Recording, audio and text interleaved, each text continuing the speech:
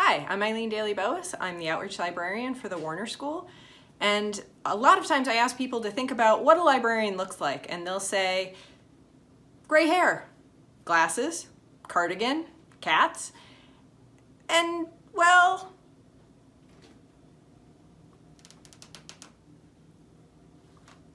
I guess so. But I like to think of librarians as more than just gray hair, glasses, cardigan, and cats. I like to think about librarians as coaches. When you think coach, you probably think sports. Even the best athletes have coaches that help them get stronger, faster, or work on strategies. Like this guy going over here to do something over like this. That's not my field. But lots of activities need coaches, like music, or sewing, or baking.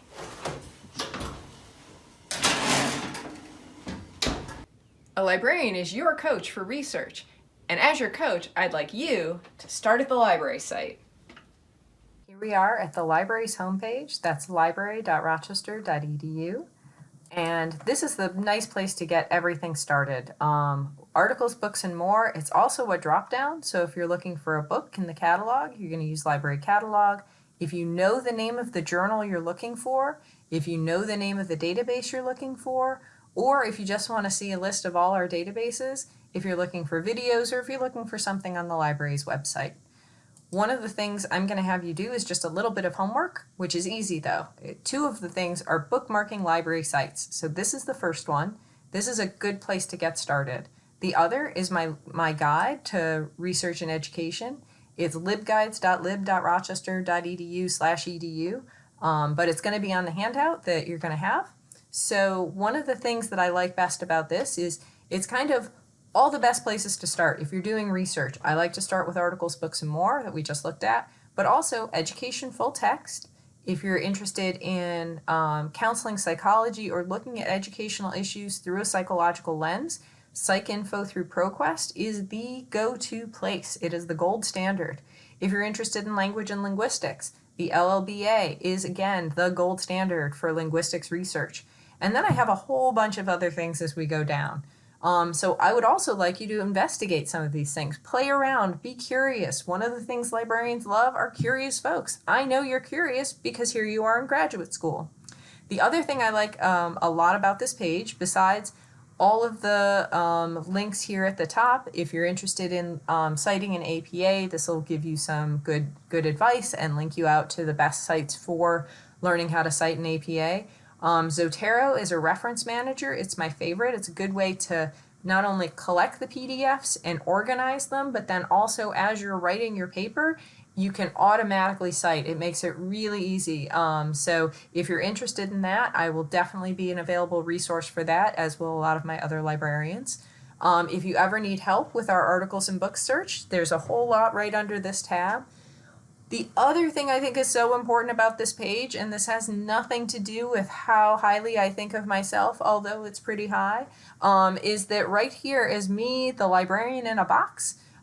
It means that when I'm out on furlough, or if I'm on vacation, or just on the weekends or at 2 in the morning when I'm not working, you can always either email me or schedule an appointment. By clicking on this, you're just going to see a calendar. You pick your favorite day, you pick your favorite time that I'm available, and then tell me just a little bit about what you're doing.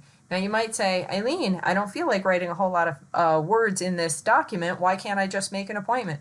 2 reasons. One, as your coach, I want to make sure that I have a sense of what I'm walking into so I can be best prepared. I want to make sure as a coach, the thing that I need to do is be prepared for you, and I can't be prepared if I don't know what game we're playing. So tell me what game we're playing. Tell me what our project is. The other thing is, it's going to be the most efficient use of your time. And very lastly, I like feeling prepared. So the more I know, the more I can look like a smart person. Help me out. So when you make that appointment, it'll be a Zoom link that I'll send you back. And but we can always do it by email, and I do have a phone that you can call if that's comfortable for you. One of the things I like about Zoom is that not only can I share my screen, but you can share your screen. and we can walk through and you can get some of that hands-on learning without just watching me point at things, much like I'm doing right now. So now I want to show you just a little bit about how powerful the articles, books, and more search is. So I'm usually going to start with a couple of terms. In this case, I like to think about the who, or what, or where. And so in this case, the who, English language learners, and where, higher education. And when I do a search, the first thing I'm going to get is 11,000 results.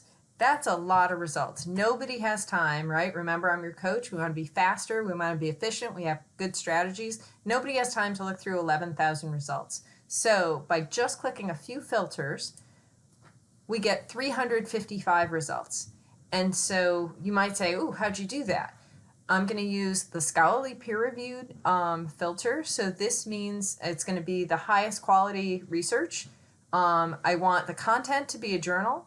I would like the subject, educational research. If you're doing educational research and you're looking for empirical studies, this is one of the best subject term filters. And the most important thing is the discipline. So right now I'm interested in education, but depending on how you come about it, you might be more interested in languages and literatures. That'll include linguistics, things like that. And the other thing I did is I limited it here, you can see, to the last 5 years. The reason is not that I don't think things older than 5 years are valuable, but if I can find current research on my topic that's of really high quality, they will tell me in their lit reviews and in their introductions other things that I should be reading. So instead of trying to look at everything that's been published in the last 15 years, I like to limit my first search to what's the most recent, what's really good that's out there, and use that as my stepping stone. The other thing that I'd like you to do is when you're doing your research is to think about being efficient. And one of the ways to do that is not sending yourself 100 PDFs just because the title sounds good. One of the things that Articles and Books makes possible is that if you're not sure, if you like the title of the article, click on preview, and by seeing this preview, you'll see a little bit of an abstract about it. So you can tell, is this research, is it not, is it the kind of thing that you're interested? If it is, download that article, but if it's not, keep moving. So that preview will save you a ton of time in understanding whether or not there's an article that you're interested in. If you do find something that you're interested in, you can not only grab a permanent link, you can download the article, you can also get a kind of okay citation. It's not usually perfect, it's very seldom perfect, but if you need something sort of quick and dirty, this can be a nice way to get a citation, copy this and save it so you can keep track of it later. You can email an article to yourself, or you can save it in this very temporary folder. One of the things about this folder though is depending on the Wi-Fi, sometimes it empties itself. So I only use it when I'm doing maybe 20 minutes of searching and I want to throw some things into a folder, because then from the folder I can email that stuff to myself. So that's just a really quick overview. I would like to spend a lot of more time talking about how to get the right key terms and stuff, but there's a limited amount of time for orientation, so we're just going to move ahead. So when I talk about homework, the thing that I really want you to do is bookmark these sites, and I want you to go to iliad.lib.rochester.edu and sign up for Interlibrary Loan. What Interlibrary Loan does is makes it possible that you have access to articles that we don't have subscription access to. So if you've ever looked at a database, you've ever looked at a journal article and you saw that paywall, right? We can't afford as the university to order everything, to have subscription to everything, but we have agreements across the globe with other libraries that if there's something we don't have access to, they will let us borrow it. And what that means is they'll let you borrow it. They'll send a PDF that we put on a site behind your login so you have access to it. It's fantastic. It's a free service in that you've already paid for it, much like I am a free service that your tuition helps pay for. So take advantage of this. It usually takes somewhere between 24 and 48 hours to get that full text PDF, but that can be amazing. When you're doing research, you want to find the right research. And Interlibrary Loan, there is a team of people who help you do the best research. The other thing I'd like you to do is go to scholar.google.com and make sure that you've clicked on library links and that the University of Rochester is ticked. The reason is it will show you, if you are in Google Scholar, what journals we have access to, and it'll make it nice and easy to request materials through interlibrary loan, but also just to really easily link to PDFs that we already have paid access for. One of the other things I'd like you to do is to just take note for good citing help for APA, and to think about and just read through what's the process that you're going to do when you're doing research. I really like to start with brainstorming, using the articles and book search to really find a few top quality, really recent journal articles that then I can use to figure out who are they citing, what journals should I be looking at, who are the authors, where's the conversation happening, what are my search terms, what are the best search terms to use. I'd like you to look a little bit at databases, thinking about the sorts of, and trying some searches with it. And then when you're keeping track of your sources, maybe investigate, if you don't use a reference manager already, just take a little time to investigate Zotero. That's my favorite one.